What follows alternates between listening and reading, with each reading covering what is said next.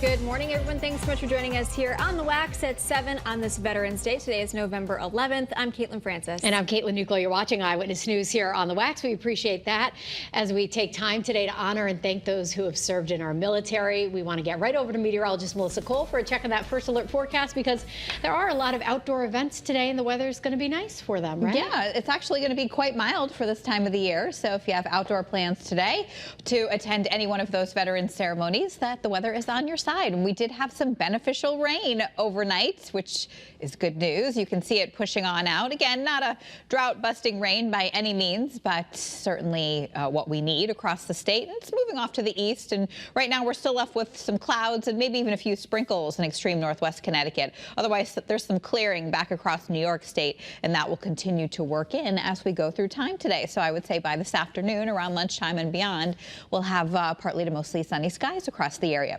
It's very mild right now. Look at these temperatures. For 7 o'clock in the morning, we're at 61 degrees in New Haven. We have 58 currently in Hartford, Chester, 57, 59 in Groton. Yesterday when I was working, some temperatures were in the teens and 20s, so quite a big change over 24 hours. We're up 33 degrees in Willimantic right now, which is pretty crazy. It's 31 degrees warmer this morning compared to yesterday in Meriden. We're on our way into the upper 60s to near 70 this afternoon, and that record in Bridgeport is in jeopardy. We'll wait and see if we at least tie or maybe even break it this afternoon. We've got a secondary cold front coming on through tonight into tomorrow, and that's going to not bring us any rain, but will actually cool down the temperatures pretty significantly. So some pretty chilly air behind this frontal boundary, and that's what we have to look forward to for the middle part of the week. So we'll let you know just how chilly coming up in just about 10 minutes or so.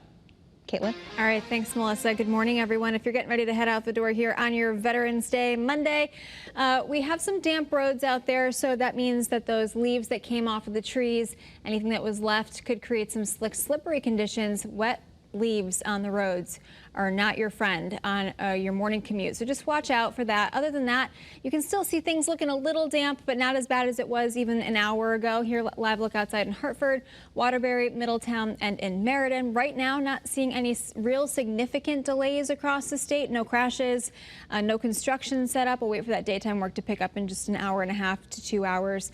And your drive times, 91, 84, and 95, still not doing bad down through Fairfield County. Let's quick check at your Connecticut Chevy First Alert traffic report, driven by your Connecticut Chevy dealers. 7:03 here, and right now police are looking for answers after a deadly crash in Bristol. Investigators tell us a person was run over by a driver on Barnes Highway last night. Channel 3 Eyewitness News reporter Marcy Jones spoke with some residents there about what happened.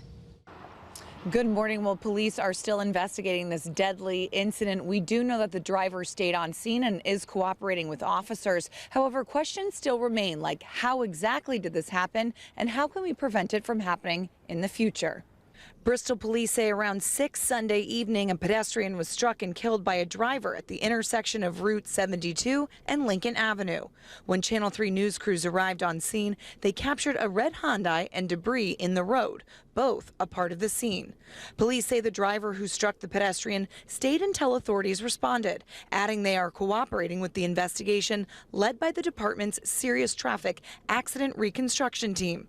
We spoke with a highway flagger who shared with us the dangers of crossing busy roads at night. It could easily happen that someone could be clipped jogging here, walking a dog or something, or elderly person.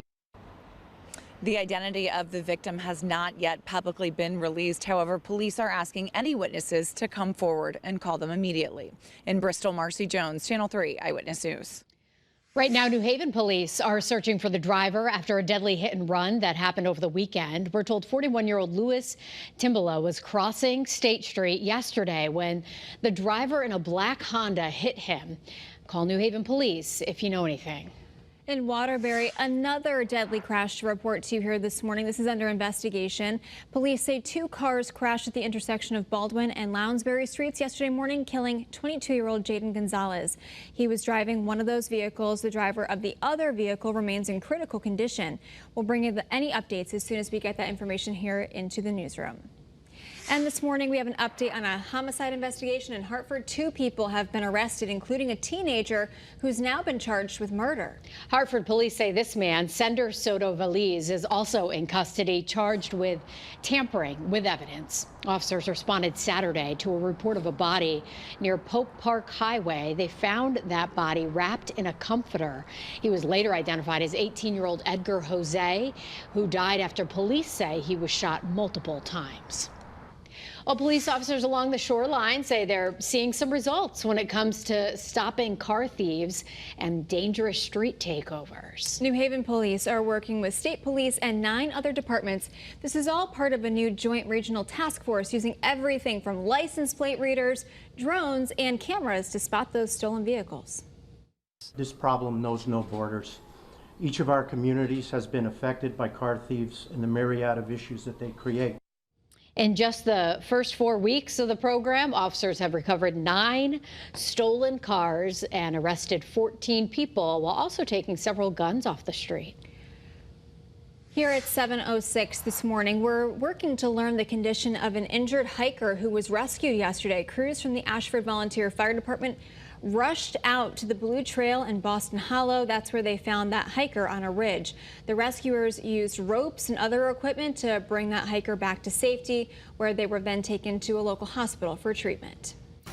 Roger Suzanne here, coming in live from the First Alert Desk. And right now we're tracking the latest developments about Donald Trump's new cabinet. The president-elect is huddling with his transition team right now down in Florida as he makes some of the key decisions that will eventually shape his new administration. Now, one of Trump's biggest campaign issues, of course, was immigration. We've learned that former ICE Director Tom Homan will serve as the new border czar.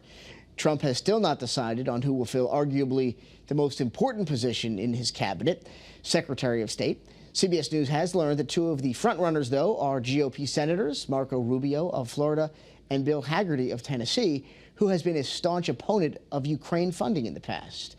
We've also learned this morning that President-elect Trump does plan to meet with President Joe Biden at the White House on Wednesday. That's a courtesy that you may remember Trump did not extend to Biden after the 2020 election. Live at the First Alert Desk, I'm Roger Suzanne in Channel 3 Eyewitness News. Kate? All right, Roger, thank you. Well, some ballot issues in Torrington have triggered a partial recount set for tomorrow, and the public is invited to watch it happen. Several issues popped up on Election Day, including a tabulator that malfunctioned at the Armory. That led to some long lines outside the polling place. Tomorrow's recount starts at 2 o'clock in the City Hall auditorium. Only certain ballots will be recounted. They include absentee ballots, early voting ballots, and also same-day registration ballots. Well, today, of course, is Veterans Day, and many of our local communities are going above and beyond to celebrate those who have served our country and the men and women who are still serving now. Yeah, so let's send things over to Channel 3 Eyewitness News reporter Olivia Schuler, who's in the studio with us this morning with some of the ways you can celebrate our vets today. Good morning, Olivia. Hey guys, good morning. Well, today is all about honoring those who served in the United States Armed Forces. It's important we acknowledge and thank our veterans for their service in defending our country. Now, events are taking place all across the state today, so let's start over in New Haven. At 11 o'clock this morning, New Haven Mayor Justin Elliker, Governor Lamont, and Senator Blumenthal will meet with military veterans. The ceremony at the New Haven City Hall will include remarks from those who have served. There will also be a musical performance of the national anthem. Now, after the ceremony, wreaths will be placed at the World War I Memorial on the New Haven Green and at the Vietnam Veterans Memorial on Long Wharf Drive. Now, this event is open to the public and begins at 11 o'clock this morning. Now, not too far away, the University of New Haven will host its 23rd annual Veterans Day observance at 1 o'clock this afternoon. The university's president will present an honorary degree to 101-year-old World War II U.S. Army Air Corps Staff Sergeant Warren Molston. He's a longtime resident of Orange, and the university also will hold a Connecticut Wartime Service Medal ceremony. Now, those eligible veterans, including Molston, will receive a medal. Now, UNH has 250 veteran students and 100 ROTC cadets. Now, make sure if you have a special vet in your life, you thank them for their service today. Live in the studio, Olivia Schuler, Channel 3 Eyewitness News. All right, and we're sharing some pictures that you've been sending in of the special veterans in your life. In honor of Veterans Day, we want to honor John Hollis Jr., who served in the Navy in both World War II and the Korean War. All right, and this is Elliot Ward, an Army veteran who served in Washington State, Kansas, and South Korea. And thank you to Louis Marcoya, a Navy veteran who escorted troops to the invasion of Normandy. I want to thank John, Elliot, Lewis, all of those who have served and are still serving in our military. And remember, you can send us your veteran pictures on our website or through the WFSB app. We're airing them throughout the week and today as well to say thank you. All right, it is 7:10. Good morning, everybody. Hope you're having a good start to the day. Let's take a look right now outside and show you cloudy skies, but any showers have moved on out. So we're drying out. And some of us did get some beneficial rain close to, let's say, a little bit less than a half an inch for some folks in Connecticut, which is good news. 57 in Windsor Locks, southwest winds 10 miles an hour, so it's breezy and it's mild. 58 right now in downtown Hartford with cloudy skies overhead.